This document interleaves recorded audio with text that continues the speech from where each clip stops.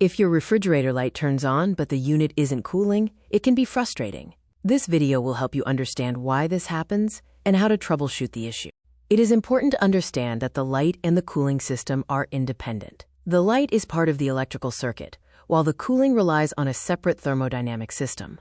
The core cooling system consists of 4 main parts: the vents, the fans, the coils, and the compressor. Problems usually stem from one of these components. Step 1. Check your vents. Sometimes food items can block the vents, preventing cold air from circulating properly throughout the refrigerator. Step 2. Inspect the door seals. If the gaskets are loose or damaged, cold air will leak out, forcing the refrigerator to work harder or fail to cool effectively. Step 3.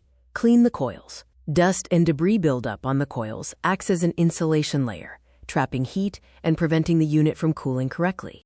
Step 4.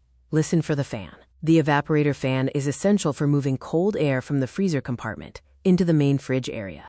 Step 5. Check for ice buildup. Excessive frost or ice on the coils can block airflow, which is a common cause of cooling failure. Step 6. Test the relay. If you hear rattling coming from the start relay, it may be broken and require a replacement. You can narrow down the issue by observing your symptoms. If the freezer is cold but the fridge is warm, check the fan or damper. If both are warm, the issue likely involves the compressor or refrigerant. If the problem persists, especially with the compressor, it is best to call a professional technician.